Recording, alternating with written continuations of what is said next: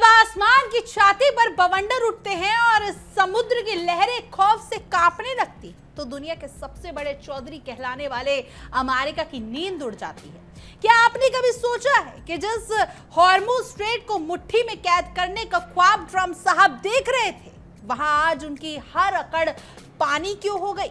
एक तरफ white house के महलों से शांति के झूठे ढोल पीटे जा रहे हैं, तो दूसरी तरफ खाड़ी के रेतीले मैदानों में अमेरिका के अपने ही यार दोस्त खौफ के साए में सुलग रहे हैं। ईरान की 7 लोहे जैसी शर्तों ने सुपर पावर के सीने पर ऐसा सस्पेंस पैदा कर दिया है कि दुनिया की सांसें अटक गई है। और अब सवाल ये उठता है कि क्या ट्रंप अपनी इस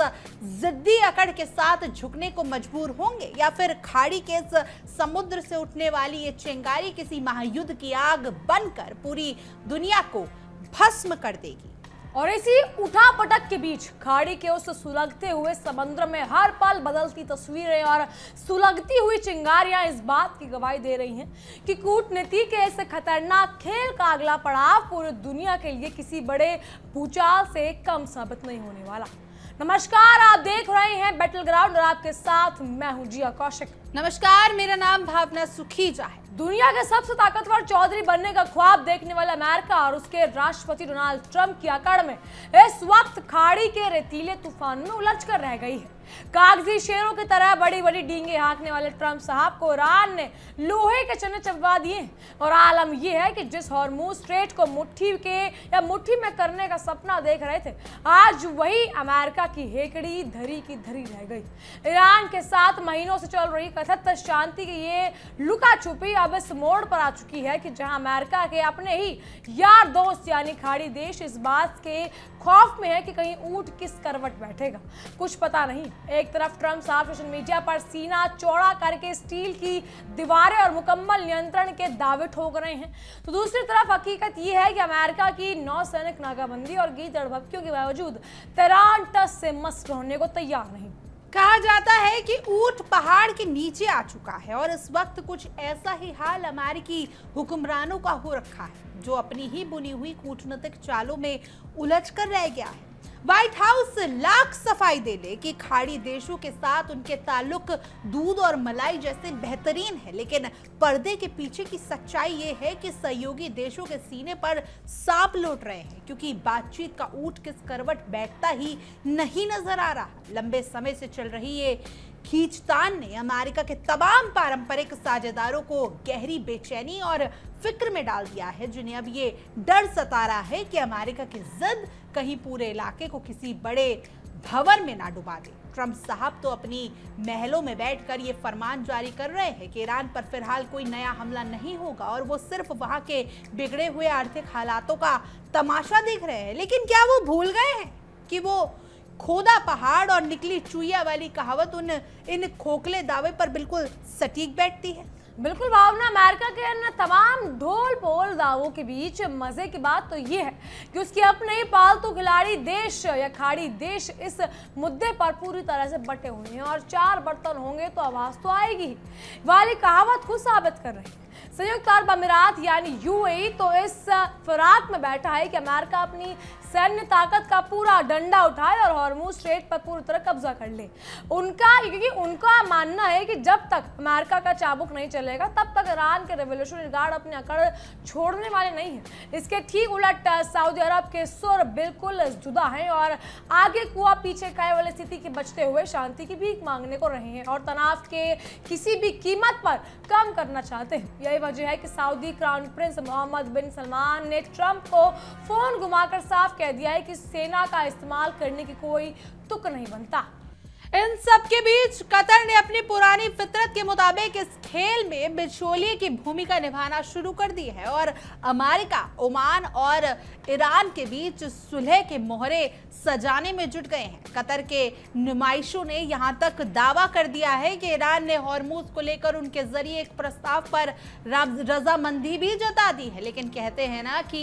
100 सुनार की और 1 लोहार की। ईरान के राष्ट्रपति मसूद पेज़ेश्कियान ने इन तमाम चालों की हवा निकालते हुए अमेरिका और इजराइल पर सीधा और करारा प्रहार किया है। पेज़ेश्कियान ने दुनिया के सामने बेनकाब करते हुए कहा कि अमेरिका और इजराइल दोनों मिलकर खाड़ी देशों को ईरान के खिलाफ उकसाने की गंदी और घटिया साजिश रच रहे हैं और वो तेहरान की अंदरूनी मुश्किलों का नाजायज फायदा उठाना चाहते हैं। हालांकि उन्होंने अपने पड़ोसी खाड़ी मुल्कों को ये पैगाम भी दे दिया है कि अपने तो अपने होते हैं, इसलिए उन्हें वापस में रिश्ते मजबूत करने होंगे। इस पूरे ड्रामे की जड़ में असल में दुनिया की सबसे अहम नस यानी हॉर्मुज़ स्ट्रेट बैठी हुई, जिसके बिना पूरी दुनिया की सांस अटक जाती है। ट्रंप साहब का मिजाज तो 7वें आसमान पर है और ये वो ढुंढोरा पीट रहे हैं कि ईरान को घुटनों पर लाने के बाद वो इस समुद्री रास्ते को सीधे अमेरिका की जागीर घोषित कर देंगे और इसे अमेरिका का नया इलाका बना डालेंगे।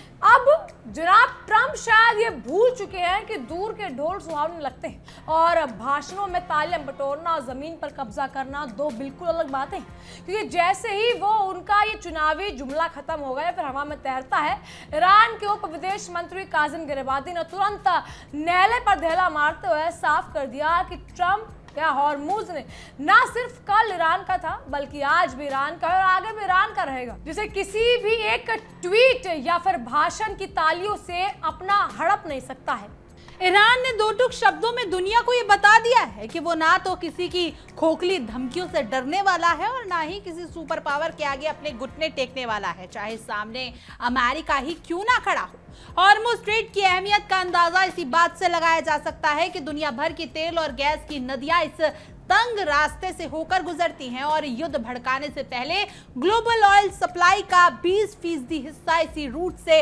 पूरी दुनिया में जाया करता था। ट्रंप साहब अपनी नाकामियों का ठीकरा दूसरों के सिर पर फोड़ते हुए बड़े ही बेपरवाह अंदाज में ये कह रहे हैं कि अगर ईरान को परमाणु हथियार बनाने से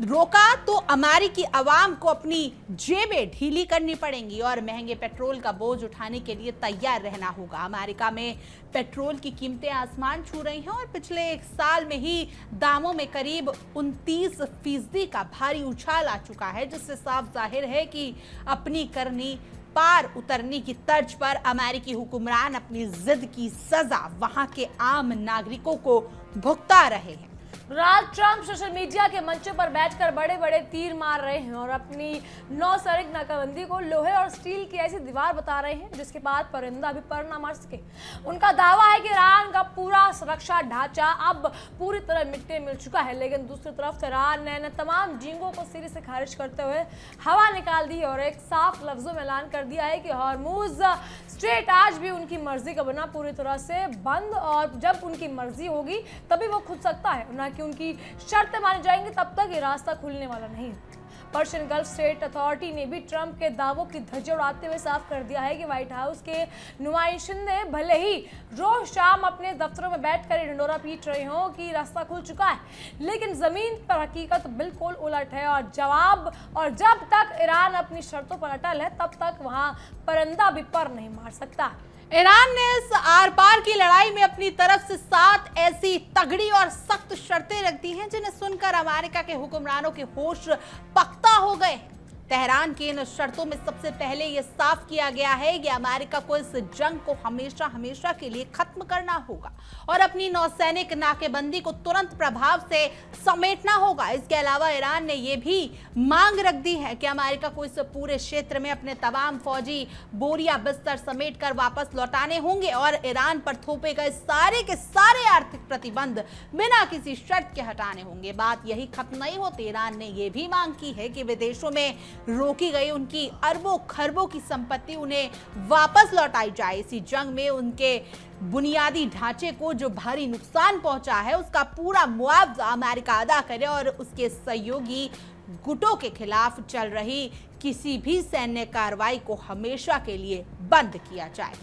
ये सारा बखेड़ा तब से और ज्यादा गहरा हो गया कि जब इसी साल 28 फरवरी को अमेरिका और इजराइल ने ईरान की सरजमी पर अचानक हमले बोल दिए, जिसके बाद हॉर्मुज स्ट्रेट से में तेल की ढुलाई का पहिया मानो पूरी तरह से जाम हो गया। समुद्री रास्तों में बिछाई गई बारूदी सुरंगें, हर पल मंडराते मिसाइल और ड्रोन हमलों के खौफ अमेरिका की तरफ से थोपी गई जबरदस्त नाकेबंदी और आसमान छू रही और समुद्री बीमा की लागत ने इनकी कमर तोड़ रखी है। हालात ये है कि जिस रास्ते से हर रोज कच्चे तेल के 2 करोड़ बैरल धड़ल्ले से पार होते थे, वो घटकर महज 37 लाख बैरल पर आ टिका है, जिससे दुनिया भर की अर्थव्यवस्था में खलबली मची हुई है। भूगोल के लिहाज से देखा जाए तो ये हॉर्मुज स्ट्रेट ईरान और ओमान के ठीक बीचों बीच बसा हुआ है, जहां इसका उत्तरी किनारा ईरान के सीने से सटा है और 2 दक्षिणी किनारा ओमान की गोद में है और इसकी सबसे पतली जगह की चौड़ाई महज 21 नॉटिकल मील यानी करीब 39 किलोमीटर के आसपास की ही सिमटी हुई है। शुरुआती दौर में इन दोनों देशों का समुद्री दायरा सिर्फ 3 नॉटिकल मील तक ही माना जाता था, लेकिन वक्त के साथ बदलते हुए अंतर्राष्ट्रीय समुद्री कानूनों के तहत ईरान ने सन 1959 में और ओमान ने सन 1972 में अपनी अपनी सरहदों का दायरा बढ़ाकर 12-12 नॉटिकल मील कर लिया था। इन बड़े बदलाव के बाद हॉर्मुज स्ट्रेट का सबसे संकरा और अहम हिस्सा पूरी तरह से ईरान और ओमान के घरेलू समुद्री इलाकों के अंदर समा गया, जिसके बाद जहाजों की आवाजाही को सुचारू करने के लिए बाकायदा 2-2 नॉटिकल मील चौड़ी एक ट्रांजिट लेन बनाई गई। आज वही रणनीतिक लेन पूरी दुनिया भर में महाशक्तियों के बीच अखाड़ा बन चुकी है। जहां अमेरिका अपनी दादागिरी दिखाने की फिराक में है, तो ईरान अपनी संप्रभुता की रक्षा के लिए चट्टान की तरह सीना ताने खड़ा है।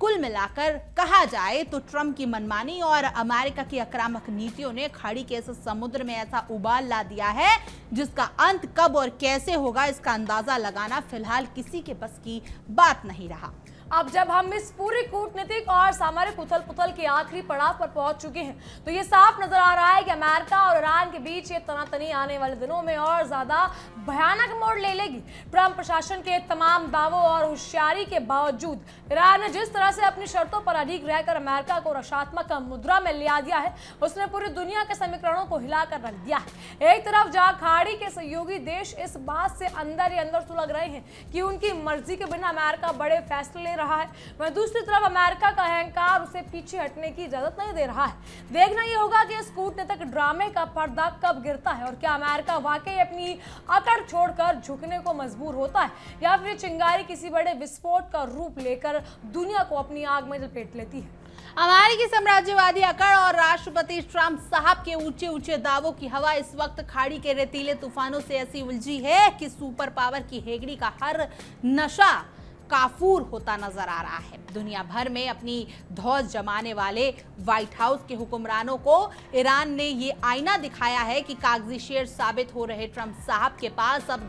गीदड़ भपकियों के अलावा देने के लिए कुछ नहीं बचा। कागजों पर खींची गई रेखाओं और सोशल मीडिया के मंचों पर स्टील की दीवार जैसी जुमले उछालने वाले ट्रंप शायद ये भूल चुके हैं कि जमीन पर हकीकत इन बड़बोले बयानों से कोसों दूर होती है और खाड़ी के उफनते समुद्र में अमेरिका की दाल गलने वाली नहीं है। बिल्कुल भावना, इस कूटनीतिक रस्सा कस्सी के बीच खाड़ी के मुल्क इस बात से बुरी तरह सुलग रहे हैं कि उनकी मर्जी के बिना अमेरिका अपनी मनमानी थोपने पर आमदा है, जिससे उनके अपने महलों में भी बेचैनी का पारा 7वें आसमान पर पहुंच चुका है। अमेरिका के पारंपरिक साझेदार इस बात को लेकर गहरे खौफ में डूबे हैं कि कहीं व्हाइट हाउस की इज्जत पूरे क्षेत्र में किसी भी ऐसे बीच भीषण भंवर में ना धकेल दे जहां से निकलना किसी के बूते की बात ना हो। ट्रंप साहब भले ही अपने भाषणों में ये डिंडोरा पीट रहे हैं कि ईरान के साथ उनके रिश्ते और हालात नियंत्रण में हैं, लेकिन पर्दे के पीछे की सच्चाई ये है कि अमेरिका की हर चाल पर पानी फिर चुका है। तेहरान ने जिस तरीके से अमेरिका और इजराइल के संयुक्त साजिशों की धज्जियां उड़ाई हैं, उसने पूरी दुनिया के रणनीतिकारों को चौंका कर रख दिया है और साबित कर दिया है कि आत्मसम्मान के आगे दुनिया का कोई भी सुपर पावर क्यों ना हो, ईरान झुकने वाला नहीं है। ईरानी राष्ट्रपति मसूद पेजेश्कियान ने दुनिया के मंच से ये साफ कर दिया है कि अमेरिका और इजराइल सिर्फ और सिर्फ खाड़ी के देशों को आपस में लड़ाने और ईरान की अंदरूनी मुश्किलों का नाजायज फायदा उठाने की घटिया सियासत कर रहे हैं। पड़ोसी मुल्क को यह आईना दिखाते हुए उन्होंने साफ पैगाम दिया है कि बाहरी ताकतों के बहकावे में आने के बजाय उन्हें आपस में भाईचारे और मजबूत रिश्तों की दीवार खड़ी करनी चाहिए। हॉर्मुज़ स्ट्रेट को लेकर चल रही इस तनातनी में ट्रंप का यह अहंकार जग जाहिर हो चुका है कि वो इस अंतर्राष्ट्रीय समुद्री रास्ते को अपनी बपौती मानकर अमेरिका का निजी इलाका घोषित करने का सपना देख रहे हैं। चुनावी रैलियों में तालियां बटोरने के लिए इस तरह के खोखले और भड़काऊ बयान देना इस बात है, लेकिन समुद्र की छाती पर अमेरिकी नाकाबंदी के दम पर कब्जा कर लेना बिल्कुल अलग है और नामुमकिन चुनौती है। ईरान के उप विदेश मंत्री काजिम गिरवादी ने ट्रंप के इस बेतुके दावे पर गलत तमाशा जड़ते हुए दो टूक शब्दों में बता दिया है कि हॉर्मुज़ ना तो कभी किसी का था और ना ही कभी किसी का रहने वाला है। चाहे कोई ट्वीट हो या फिर भाषण के उस कोई जवाब हो, लेकिन कोई भी इस पर कब्जा नहीं कर सकता। ईरान ने दुनिया को यह स्पष्ट संदेश दे दिया है वो किसी भी धमकी के आगे झुकने वाला नहीं है, चाहे अमेरिका अपनी नौसैनिक ताकत का कितना भी डंडा क्यों ना पीट ले। हॉर्मुज़ स्ट्रेट के जरिए होने वाली ग्लोबल ऑयल सप्लाई की महत्ता का अंदाजा इसी बात से लगाया जा सकता है कि दुनिया भर की ऊर्जा धमनियां इसी तंग रास्ते से होकर धड़कती हैं और युद्ध के हालात बनने से पहले कुल ग्लोबल सप्लाई का 5वां हिस्सा यहीं से गुजरता था। अपनी नाकामी और गलत रणनीतियों का ठीकरा ईरान के सिर फोड़ते हुए ट्रंप का ये बेशर्म दलीलें दे रहा है कि अगर ईरान को परमाणु हथियार बनाने से रोकना है तो अमेरिकी अवाम को महंगे पेट्रोल का दर्द सहने के लिए तैयार रहना चाहिए। अमेरिका की घरेलू अर्थव्यवस्था में पेट्रोल की कीमतें जिस रफ्तार से रॉकेट की तरह भाग रही हैं और पिछले 1 साल में दामों में करीब 29% का बड़ा उछाल आ चुका है, उससे साफ पता चलता है कि अमेरिकी अवाम को उनकी सरकार की जिद की भारी कीमत चुकानी पड़ रही है। ट्रंप साहब सोशल मीडिया पर अपनी नौसैनिक नाकाबंदी को अवैध दीवार बताकर भले ही अपनी पीठ थपथपा लें, लेकिन पर्शियन गल्फ स्टेट अथॉरिटी और तेहरान के तीखे तेवर बता रहे हैं कि ये काफी जमीनी हकीकत और बिल्कुल उलट हो चुकी है। ईरानी हुक्मरानों का साफ कहना है कि जब तक उनकी शर्तें पूरी नहीं होती तब तक हॉर्मुज़ का रास्ता बंद ही रहेगा और किसी भी अमेरिका या फिर कोई भी देश गीदड़ बक्की से इसके ताले नहीं खोल सकता है। इस जंग को खत्म करने और समुद्र का रास्ता बहाल करने के अवज में ईरान ने अमेरिका के सामने 7 ऐसी कड़ी और लोहे जैसी शर्तें रख दी हैं जिन्हें सुनकर व्हाइट हाउस के अधिकारियों के होश उड़ गए हैं। तेहरान की इन शर्तों में सबसे पहली और अहम मांग यही है कि अमेरिका को इस युद्ध को हमेशा के लिए बंद करना होगा और अपनी नौसैनिक नाकेबंदी को बिना किसी शर्त के तुरंत समेटना होगा। इसके साथ ही ईरान ने यह भी मांग रख दी है कि अमेरिका को इस पूरे क्षेत्र से अपने तमाम सैनिकों का बोरिया बिस्तर समेट कर वापस लौटना होगा और ईरान पर थोपे गए सारे आर्थिक प्रतिबंधों को फौरन रद्द करना होगा। बात यही खत्म नहीं होती। ईरान ने अपनी शर्तों के दायरों को बढ़ाते हुए ये भी मांग रखी है कि विदेश में अवैध रूप से रोकी गई उसकी अरबों खरबों डॉलर की संपत्ति उसे पूरी तरह से लौटाई जाए। इस पूरे संघर्ष के दौरान अमेरिकी और इजरायली हमलों से ईरान के बुनियादी ढांचे को जो भारी भरकम नुकसान पहुंचा है उसका पूरा मुआवजा भी अमेरिका को ही अदा करना होगा। इसके अलावा तेहरान ने भी साफ कर दिया है कि अमेरिका को उसके क्षेत्रीय सहयोगी गुटों के खिलाफ चलाई जा रही किसी भी सैन्य कार्रवाई को हमेशा के लिए ठंडे बस्ते में डालना होगा। इसी साल 28 फरवरी को अमेरिका और इजराइल द्वारा ईरान पर किए गए अचानक और आक्रामक हमलों के बाद से ही हॉर्मुज़ स्ट्रेट की ये धमकियां मानो खून के आंसू रो रही हैं और तेल की ढुलाई लगभग ठप पड़ चुकी है। इस रास्ते पर बिछाई गई बारूदी सुरंगों, आसमान से बरसते ड्रोन और मिसाइलों के साए, अमेरिका के तरफ से थोपी गई जबरदस्त नाकेबंदी और आसमान छू रही मरीन इंश्योरेंस की लागत ने इस व्यापारिक मार्ग की कमर तोड़ दी है। कभी इस रास्ते से रोजाना 2 करोड़ बैरल कच्चा तेल धड़ल्ले से पार हुआ करता था, लेकिन आज यह आंकड़ा लुढ़क कर महज 37 लाख बैरल पर अटका है, जिससे पूरी दुनिया की आर्थिक सेहत बिगड़ती जा रही है। भूगोलीय बनावट के हिसाब से देखा जाए तो यह हॉर्मुज़ स्ट्रेट ईरान और ओमान के बीच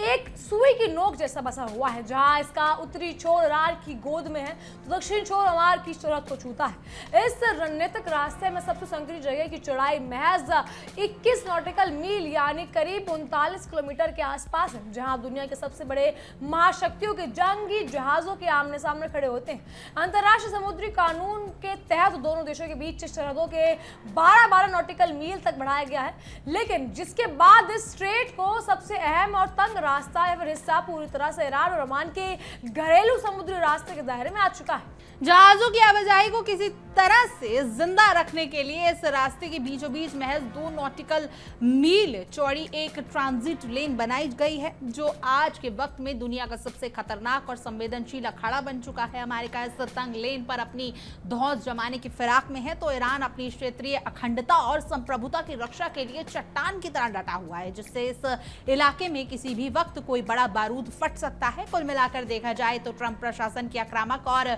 ढिलाई भरी नीतियों ने खाड़ी के समुद्र में ऐसा उबाल ला दिया है, जिसका तापमान कम होने के बजाय हर गुजरते दिन के साथ और ज्यादा खतरनाक होता जा रहा है। अब जब इस कूटनीतिक और सामरिक ड्रामे का आखिरी पर्दा गिरने का वक्त नजदीक आ रहा है, तो ये साफ नजर आ रहा है कि अमेरिका और ईरान के बीच ये तनातनी आने वाले दिनों में किसी बड़े वैश्विक संकट का रूप ले सकती है। व्हाइट हाउस के तमाम दावों और धमकियों के बावजूद ईरान ने जिस तरह से अपनी शर्तों पर अडिग रहकर अमेरिका को रक्षात्मक और असहज स्थिति में लाके खड़ा कर दिया है, उसने दुनिया भर के भू राजनीतिक समीकरणों को पूरी तरह से हिलाकर रख दिया है। एक तरफ जहां खाड़ी के सहयोगी देश अमेरिका के इस नाकामी से अंदर ही अंदर सुलग रहे हैं और उसकी बेचैनी चरम पर है, वहीं दूसरी तरफ अमेरिका का झूठा अहंकार उसे पीछे हटने की इजाजत नहीं दे रहा है। ये देखना बेहद दिलचस्प और डरावना होगा कि इस महासंग्राम का अंत किस मोड़ पर जाकर होता है, और क्या अमेरिका अपनी अकड़ छोड़कर झुकने को मजबूर होता है, या फिर ये सुलगती हुई चिंगारी किसी महायुद्ध का रूप लेकर पूरी दुनिया को अपनी चपेट में ले लेती है। ईरान ने जिस